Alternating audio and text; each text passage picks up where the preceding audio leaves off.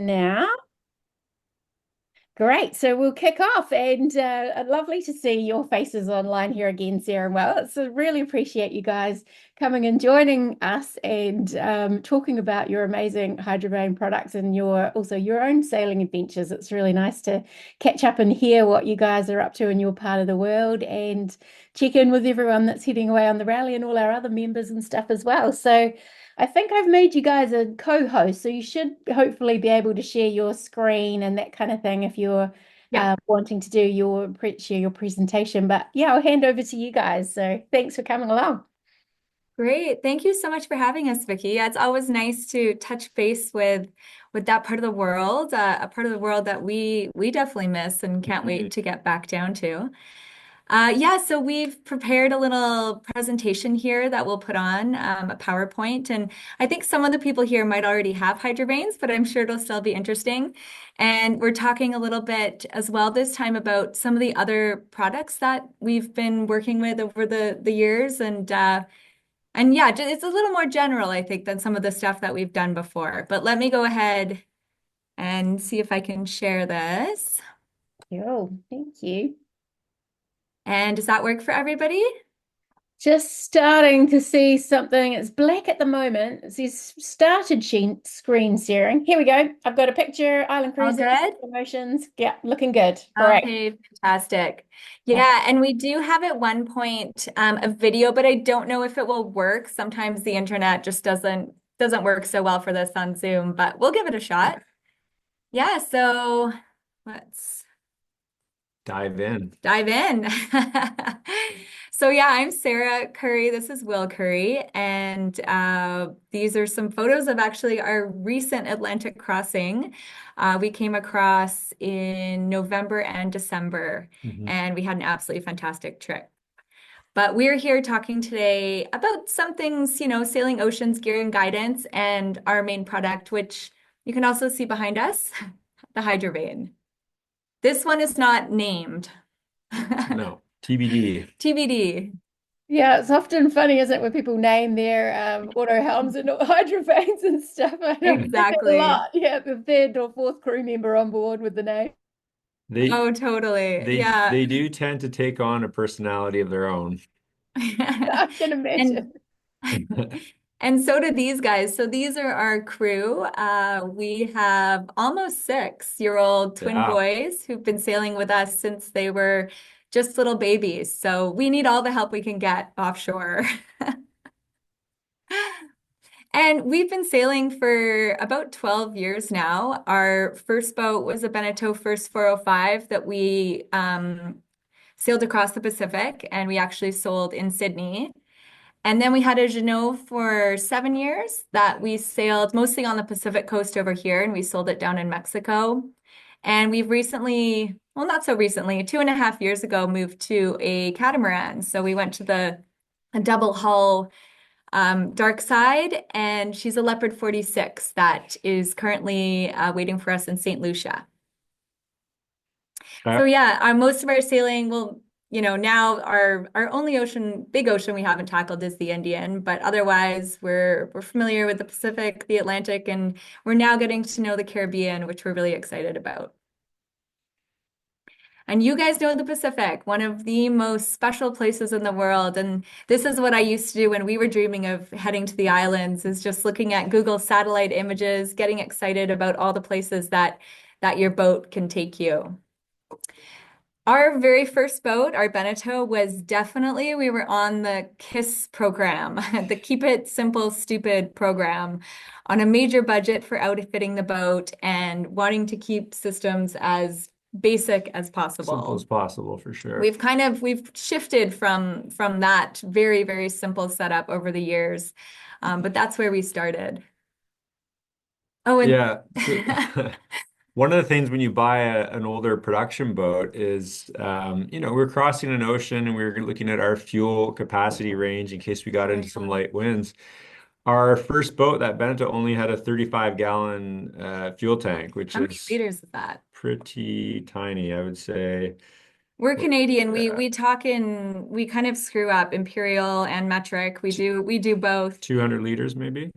But gallons. anyway, so we ended up strapping these old oil cans onto the side, and 130 liters. I hate carrying jerry cans on deck, but it's one of the things that we did. And ironically, we got made landfall in the Marquesas, and we still had all that fuel. I think we motored for 12 hours or something across the equator and little bits here and there, but it was we just didn't need all that fuel capacity. So the moral of that one is that when the trades are consistent, they're very consistent. And what's the moral of the other one? The other picture? Know how to fix things yourselves. Oh yeah, exactly. Yeah. Yeah.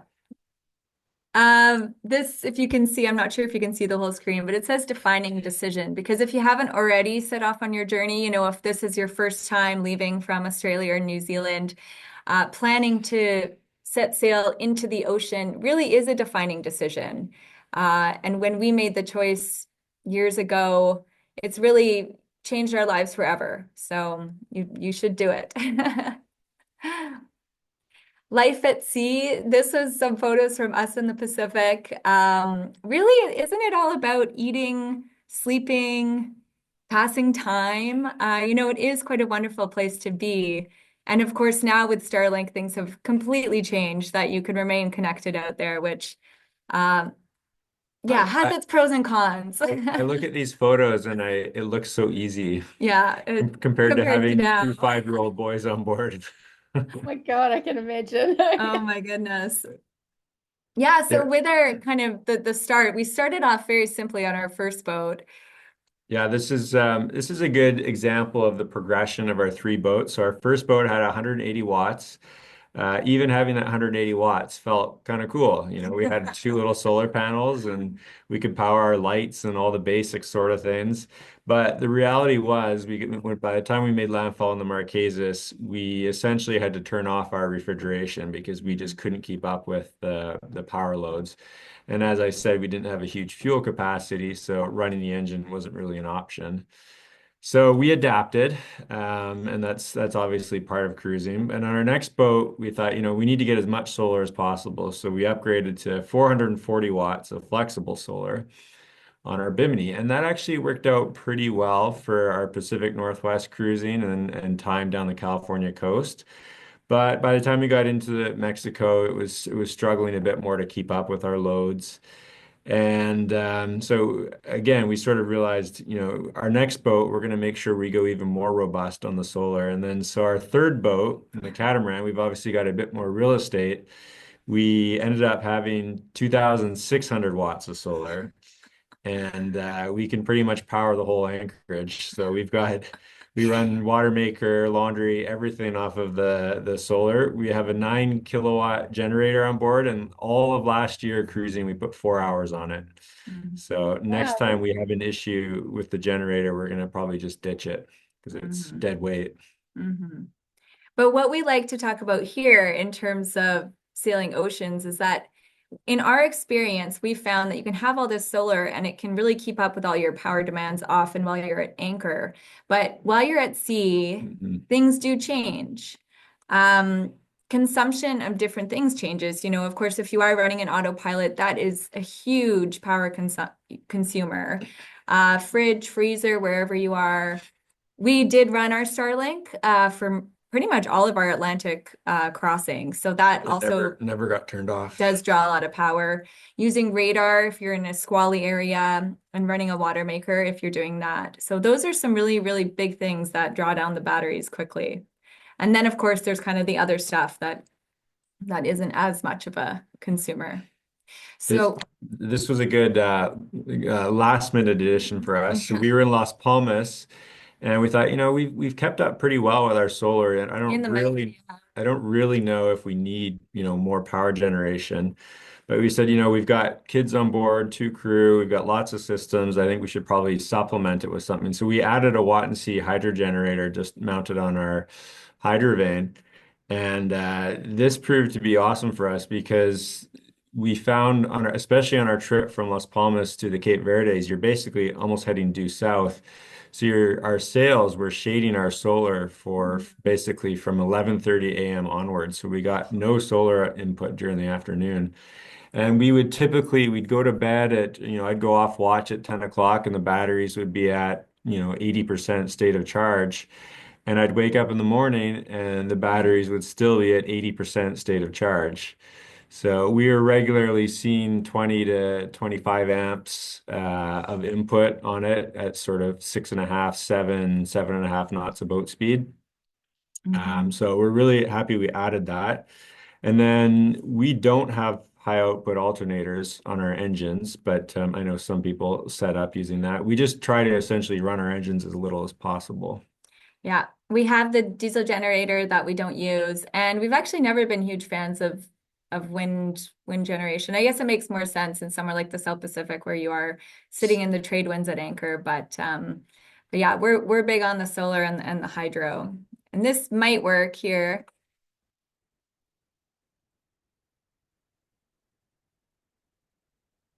Oh, that's really Yeah, cool. so you can see it's actually mounted on our right off the Hydrovane. So we've got a little bracket there that comes off two arms. Mhm. This is an easy addition because you're not drilling more holes in the transom. You literally attach it to the Hydrovane shaft. And we also have a new pin arrangement that comes into the Watt and C. So you can't quite see it there in the photo, but you just pull the pin and you can lift the whole Watt and C off and just leave the brackets in place. So it's easy to remove when you're in port and then easy to put back on when you put it Mhm. on. One thing that I did learn that is when you're at sea, getting the unit down is tricky, especially if you've got some boat speed on. So you have to be a little bit tactful on when you deploy it, how you get it down. You need to have a 4-to-1 purchase on a block to get it all the way down. And in some cases, we recommend a 6-to-1 purchase.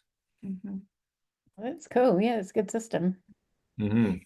Yeah, and we used to say, "What's out there when you're on the ocean?" Well, I mean, there's not that much that we found in the Pacific. The Atlantic was a different story. We were doing a rally, and there were 94 other boats around us, and we were in visual contact with boats for the first week. And then we came across this tall ship, which was so cool on our way to the Caribbean. Mm. But I left this slide in here because I thought it was really funny. When I put it in, I didn't even notice that one of our children has a plastic dinosaur stuck in his hair. I mean, that's just kind of the life we're living, you know? No hair brushing. So what breaks? We've been at this for a while, and I think any long-term cruiser would probably say most common is a steering problem. Yeah. The second most common would be some sort of electronic failure.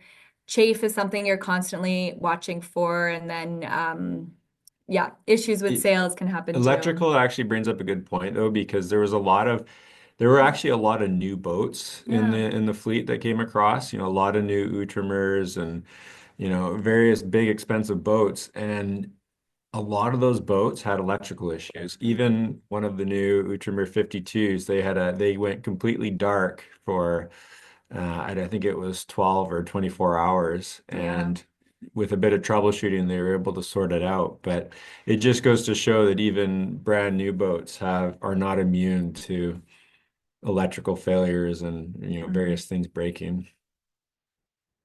This is a good quote. I like this one because it's sort of our boats have become more and more complex and system intensive, but I always try to remind myself that the two most important things are keeping her afloat and pointing in the right direction. Sounds kind of dumbed down and simple, but it really is true because it's so easy to get sidetracked with having the latest gadget and widget that can do, things that you never knew were possible. And you touch Mhm. a screen and away you go. But strip it all away and make sure you're still comfortable with your boat. Yeah, so for Hydrovane history, it was one of the first commercialized wind vanes on the market back in the late 60s, Hydrovane and Aries. And was invented actually by a British engineer called Derek Daniels. And he ended up selling the business to Will's parents when they were reaching out to buy a bracket for their boat. And so that was 22 years ago. And in that time, we've kind of reworked the entire system and we're steering much bigger, heavier boats. And yeah, we're still, well, very much involved. So how do they work? We'll just quickly go through a few of the different types of wind vanes. Yeah. Yeah. So the sort of main two types of systems that you see nowadays on the market would be either a servo pendulum unit, which is like this. And so what a pendulum does, it actually has a vane that transmits a signal down to a servo oar. And as the oar twists, it rotates from side to side. So it gets deflected to port or starboard. And when it does that, it moves lines that go through blocks and actually attach to the wheel or tiller. So it's actually driving the main rudder. The most common ones you would see would be the Monitor in the US or Wind Pilot, which is a German, or the older Aries, which is one of the original wind vanes on the market. And then there's servo auxiliary, but I don't even know if we'll talk about it because all the manufacturers that we know of are not even manufacturing them anymore. They had too many issues with breakages and they were quite costly to produce. So we don't see many of those. The other type would be an auxiliary rudder system, and there's essentially two. There's this one, which is the auto helm, which is a trim tab style system. It's kind of an older design. It uses a vertical axis vane, which moves a trim tab on its own rudder, which moves its own rudder. It's the negatives being that you can't take the rudder off. It's permanently mounted on the back of the boat, and it's maybe not quite as responsive as a modern unit. And then the other auxiliary rudder would be the hydrovane. So it's its own vane driving its own rudder. The rudder is removable if you want to take it off, but essentially when you're at sea, you leave the rudder on all the time, and it's taking a signal from the vane through a ratio control, and then it's actually driving its own rudder. The beauty of auxiliary rudder is that your main rudder's fixed, so it doesn't matter what type of boat it's on, what type of steering you have. As long as the boat is balanced and trimmed out properly, it'll steer. Mhm. And that's key with any wind vane. Yeah, I wonder if this will work.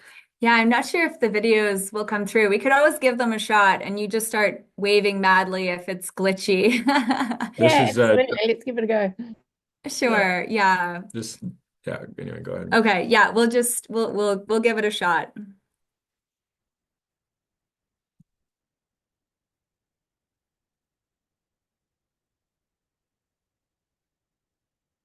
This was also the shakedown sail for our Hydrovane. Some say it takes a while until it is in tune and the boat has to be trimmed very well for it to work. This is how it went for us. We set our course with our regular autopilot. We trimmed the sail to our usual level of accuracy. We turned the wind vane into the direction of the wind. We engaged the Hydrovane and switched off the autopilot. For the next 4 days, we did not turn the wheel.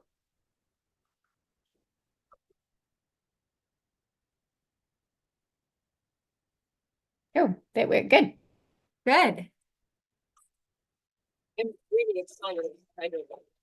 It's too bad we couldn't film it yesterday night when the waves hit us and the Hydrovane just champed that thing because it just works based on the wind. So if you want to be a better sailor, engage the Hydrovane and just touch the tiller to see how you steer a boat in high winds. It reacts immediately because a gust comes immediately and it just translates to the rudder immediately without like you thinking where you have to go. And then the sails are trimmed exactly the way they're supposed to be. And that's it. You just engage it and you live your life.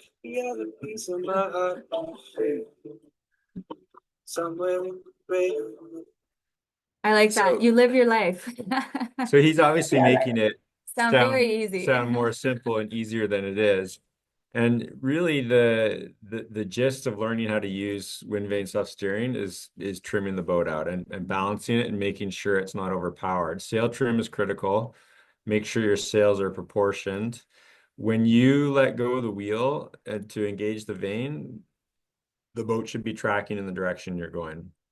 If it wants to quickly round up or fall off, then you know that the boat's, overpowered or not trimmed properly. The number of times I've talked to people and said, "Oh, my boat doesn't balance that well," or it's struggling with this and that. And you just say, "Did you throw a reef in the mainsail?" No. we'll throw a reef in the mainsail, and I can guarantee you're going to lose almost no boat speed, and the boat's going to be a lot better balanced and sail nicer and more comfortable. Almost the whole way across the Pacific, we had at least one reef in the main, or in some cases, two reefs in the main. We also had a sort of a performance-oriented cruiser, so she had a pretty tall rig on her. But yeah, when in doubt, reef it and power down. Mm-hmm. And we kind of skipped this, but for anyone that is very new to wind vanes, you have to understand that with a wind vane, you're steering a wind-based course. Yeah. So you are setting your course for the wind vane to steer at a certain angle to the wind. So the wind vane will keep you steering at that angle to the wind until you reach the islands. But of course, if the wind direction shifts, your heading is also going to shift. So you have to be watching your heading. It's great when you're in nice, consistent trade winds. It can be a little more challenging if you're just sailing in between islands because, with local islands, the wind can be a lot shiftier. But offshore, normally it's a gradual shift, and all you do is just rotate the vane a little bit by pulling on the course setting line and then readjust your sails to the new heading. There's a lot of cool things you can also do. You can adjust to the conditions. So some types of wind vanes will have different size vanes that you put on depending on how windy it is. For the Hydrovane, we have a few options. You can see it behind us. So because of the roof in our office, we have to have the Hydrovane in this heavier weather setting where you can see that instead of standing tall, the vane is actually, the axis has been changed and it's inclined. It's inclined by 30 degrees. So that would be like a heavy weather. You're in pretty boisterous conditions. Do that most of the time for downwind sailing. You do not incline the vane. You keep it upright for sensitivity. What you can actually do, you can change the ratio setting. So you can change how much rudder deflection it has. Mm-hmm. So you can gear it up and down. So you can either have 15 degrees rudder deflection, 25 degrees rudder deflection, or 35 degrees rudder deflection, depending on the conditions. So more rudder deflection in heavy winds and less rudder deflection in light winds. If there's time at the end and people are interested or have that question, we can show you on the unit. For offshore, a lot of our cruising has been more downwind, and actually one of the other products that we recently took on, mainly because we really, really wanted one for our own boat, was a parasailer, which is, if you can't see behind here, it's the spinnaker with a wing. So it's been absolutely awesome for us, and for a lot of the boats that had them coming across the Atlantic with us. And it's very stable and works great. We were running it up to kind of 25 knots true, and then it was me who wanted it taken down. The sail would have been fine, but I was not fine. So I'm a bit of a... It's funny though, because normally with colored sails, our principle has always been take them down at night. Yeah. And on our trip from Las Palmas to Cape Verdes, the first night came around and the parasailer was up and we all sat around at dinner and we're like, it's pretty nice right now. I don't know. Maybe we should just keep riding this for a while and see how it goes. And so sure enough, we left it up overnight. The next dinner comes around the following day. We said, maybe we should take it down, have the exact same conversation, didn't take it down. And we ended up going 5 days straight with the parasailer up. And it's an absolute game changer because our previous boats had, asim sails or symmetrical sails, and they're just so twitchy. And anytime the wind accelerates, you really feel it. And this sail really, it depowers the wind and makes it feel more safe and comfortable. So yeah, it was definitely one of the MVPs of our crossing. Yeah. You need to have a pole with it, or I've noticed you. Well, not on a catamaran. You don't need to use a pole. And even some monohulls, you get away without using a pole as well. Yeah, monohulls, if you're going deep downwind, it's better to put it on a pole. But if you're in stable swell and it's not dealing with multiple swell patterns, then you can do it without a pole. But yeah, generally, if you're going to be doing a long distance downwind trip, it's best to put it on a pole.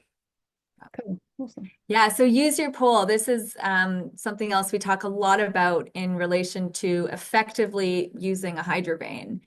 And you can see this was actually our second boat, and this was sailing in the local islands here in BC when we were getting her ready to go offshore. And you can see here our waters locally are generally pretty flat calm. We are not affected by an ocean swell. So we were just practicing with the pole and the sail that had come with the boat. Yeah, so this was a big deck sweeping 130 Genoa. It's actually a terrible sail for offshore sailing. Kind of what we're trying to show here is that you want to get your Genoa so that it's got a nice shape when it's on the pole. We found with this sail, we had to have at least 2 to 3 wraps on the furler before we could even get it to have proper shape. So what we did was we had it cut down to a sort of between a 110 and a 120 with a really high cut clue, and it gave nice shape on the headsail and gave us better visibility for when we're going downwind. So this is something I strongly recommend because deck sweeping sails for upwind sailing are nice for round the buoy racing, but not for offshore sailing. Yeah, this was kind of the what not to do. And then this is a better photo of how a better cut sail for more downwind conditions looks. Yeah, you can see. And the nice thing with this is you can get the sail, the mainsail and the Genoa sort of a proportioned size. You have the Genoa on the weather side. And if you put a good strong foreguy and aft guy setup, the pole is basically stationary, and you can furl the Genoa, if a squall comes through, all from the cockpit. And we went a majority of our crossing was this setup, wing on wing, downwind, away you go. On our recent crossing on the catamaran, we actually went with twin headsails on our forestay, which I've never done before. This was kind of a new thing for us. Our mainsail is huge, and it's a royal pain in the ass to deal with going downwind. You either have to be reaching, it slats around a lot, it's big, it's heavy. So for essentially our entire Atlantic crossing, the mainsail did not go up once. We used primarily the parasailer for light to moderate downwind sailing and twin headsails for the last week, which was, more accelerated trade winds, 20 to 25. And this proved to be a really good setup. We had 2 Genoas on the same furler. We would take the lazy sheets, sheeted off to the midship cleats to stabilize the sails, which essentially does what a pole would do.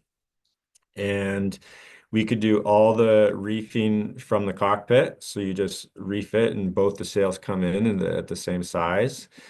So yeah, we're converted this and we're a huge fan of this setup. If you do have to reach at all for whatever reason, you can actually just flop one of the sails over and it sits on top of the other one.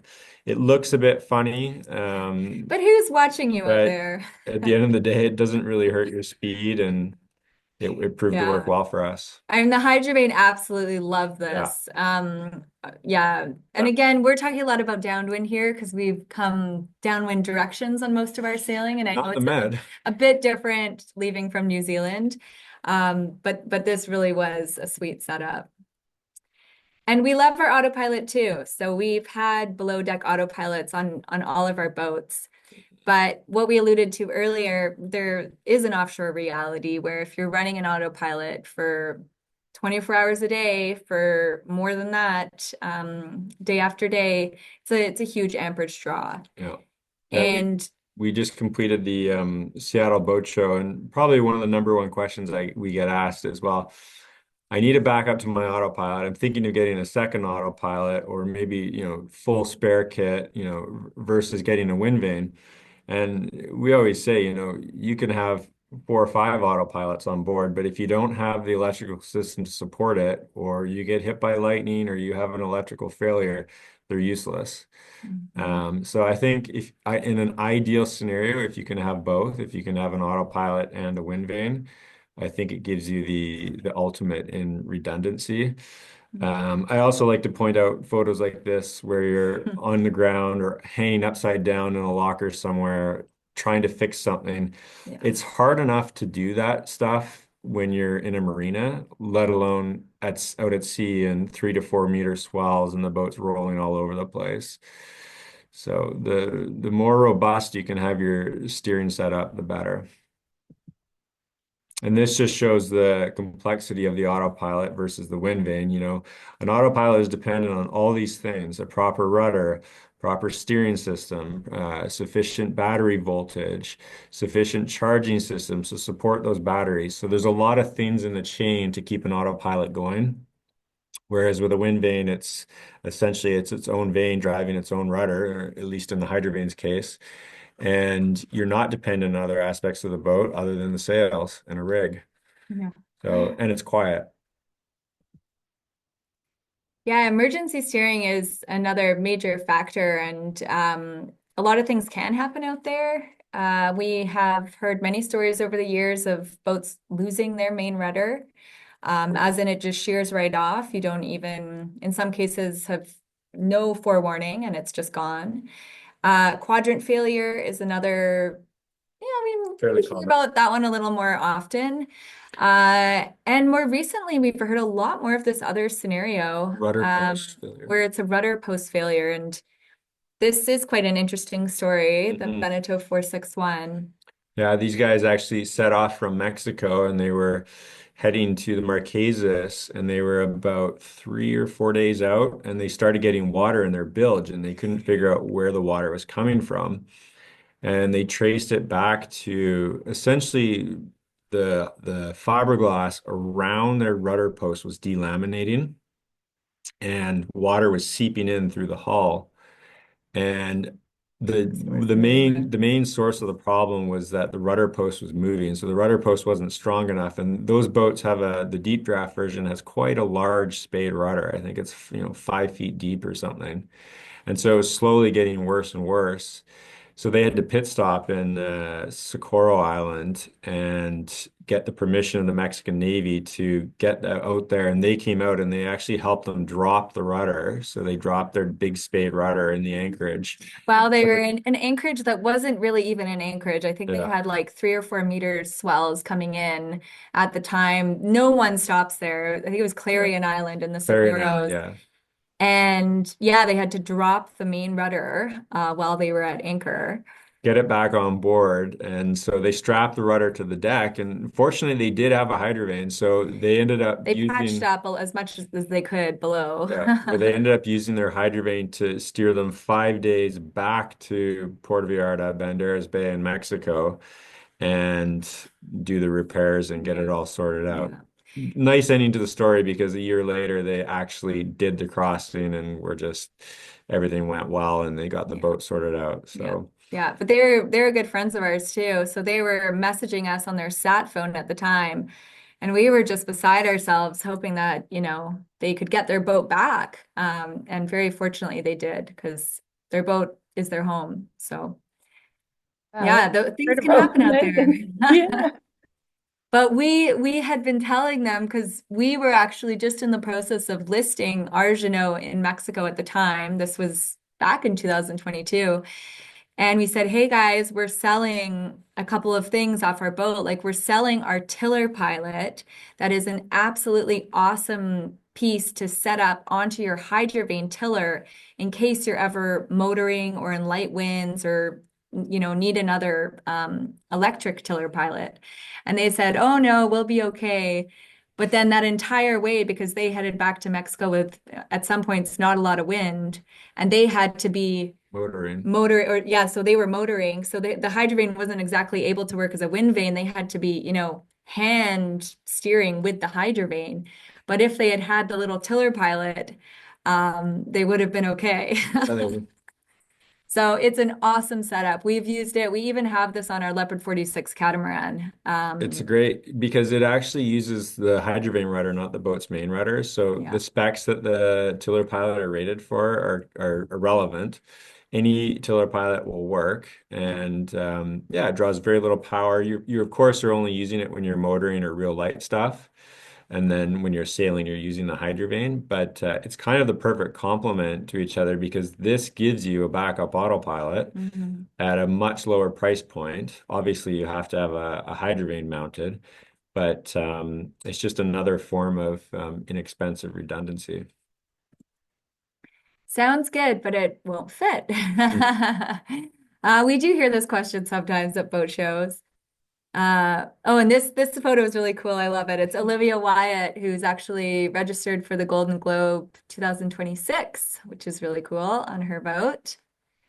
But with Hydrovane, we have a number of components, and we kind of spec each unit to fit the boat, depending on what other gear there may be. But off center is one of the main things that allows us to fit more modern boats. So you can mount the Hydrovane off center, whereas servo pendulum style systems really do need to be mounted on the center line. We're doing a lot more of the big drop down transoms, which are very common on modern boats. I actually just posted something on Instagram today from the boat in the lower right. It's a Moody 45 DS Matabal, and he just came across the Atlantic, just made landfall in Martinique, and just said the Hydrovane steered Heidi the Hydrovane steered the entire way. Squalls, 42 knots, 4-meter swells, and just awesome. Some people look at these photos of these big offset installations and think, oh, how does that work on, what about rudder immersion and, any issues with that? And the reality is there's not, because these modern boats with big transoms and hard chines and, whatever the design is, are not meant to heel way over on their sides. So the offset is not a problem if it's more than 10 or 15 degrees heel, then you're just plowing more water and the boat's overpowered. So this is a very common installation that we do. And then same with multi-hulls. Multi-hulls are actually easier because they don't heel, so we can go essentially anywhere. But the key on multi-hulls is you have to have it as far at back as possible. If you mount it on a cross beam, it brings the Hydrovane rudder too far forward and you lose all the leverage. The leverage is important. And then what we do is we just extend the upper part and a longer shaft to get the vane higher and above the superstructure into clean air. And then for really heavy boats, we've actually, in the last couple of years, started doing dual units. So we've actually mounted 2 Hydrovanes on the back of the boat, one on either side of the transom. That boat on the left, the Oyster 575, he had a single unit. That's about as big as we go on a single unit system. That Diana 65, and we've since done some other big 60-footers and bigger that are using dual Hydrovanes. It's a perfect solution doing 2 because it's 2 rudders is double the power, is double the performance. So that seems to work really well for the big boats. But most common typical cruising boats up to 55 feet, a single unit will do it. Yeah. And we've done a lot of small boats too. The smallest boat was a 9-foot boat. But actually a lot of the Globe 5.8 boats coming across the Atlantic right now, or most of them I think are now in Antigua. There's a new race. Are those 19 feet? No, they're 5.8 meters, whatever that equals. Yeah, but a lot of them actually do have Hydrovanes on, which has proven to work really, really well. So we've had a lot of good feedback on that. I'm just looking it up. So small boats is actually a pretty 19. important big part of our market because we do a lot of small boats where they don't have an autopilot. Yeah. And so they'll add a Hydrovane and they'll use the tiller pilot onto the Hydrovane, and that's their autopilot. So it's a nice solution for boats that don't have like a below deck autopilot. Yeah, and davits, we do love davits. Really great in the cruising life. And Hydrovane, your dinghy can actually rest up against the Hydrovane because there's no moving parts on the outside, as long as the vane can pivot above and the rudder can move beneath. And lots of boats have arches too, so we've got shorter, wider vane to fit under arches as needed. But it says dream big, it's all achievable. Lots of cool things to see out there. And we absolutely love the standard sailing quote, where you will be more disappointed by the things you didn't do than those you did. So really important. This is also just a testament to the cruising life and how Yeah. It is so wonderful, but it can be so stressful too. This was 4 days before we were about to head across the Atlantic. Yeah, I was sitting in the aft cabin on the starboard side, which is kind of my office where I work from, and I smelt diesel, and I thought that's kind of weird. So I opened up under the bunk, and sure enough, our diesel tank was actually seeping a little bit of diesel into the aft state bilge area. So I said, well, we can't cross an ocean with a leaking fuel tank. So we had to track down this guy, Sonny, who fortunately he was actually a Hydrovane customer of ours. He came over, dropped everything, and basically re-welded a whole new plate onto the bottom of our fuel tank to get us across and leak free. And it was not a nice last minute project to deal with, but this is just how you have to roll with the punches. I feel like we have had this happen often, like just before we're about to leave on any big passage, there's something major that comes up. Yeah. We won't go into detail on the one where we actually had to replace our entire mast. Oh no. Not anything we did incorrectly, but yeah, it's a long story. So this is what happens in cruising. Things go wrong and you just have to kind of roll with it.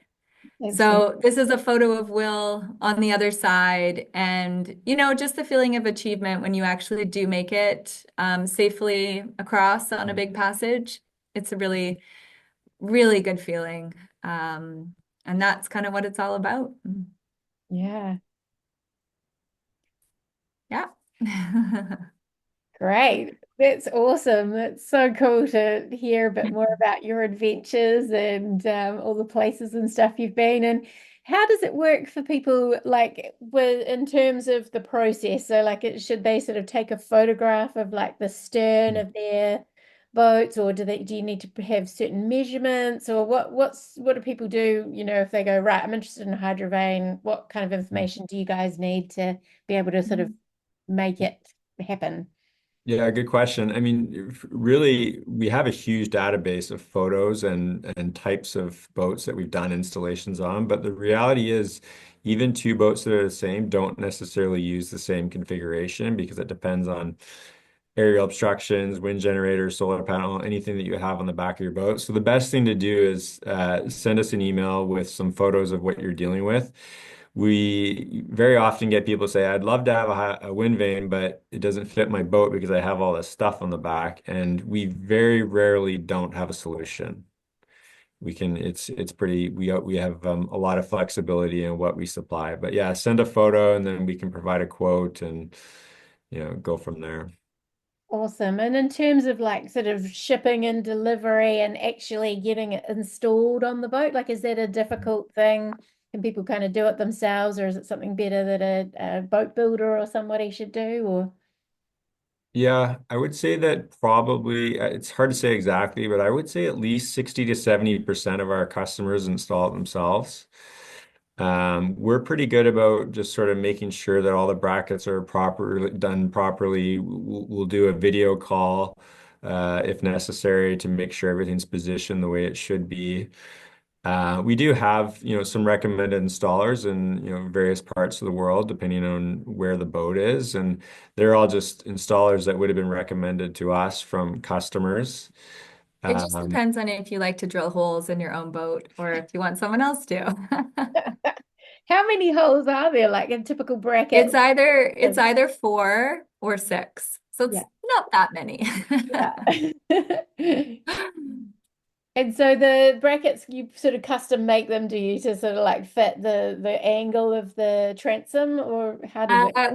We have 3 different brackets. So every installation uses a hinged bracket, which you can see on the bottom down behind me.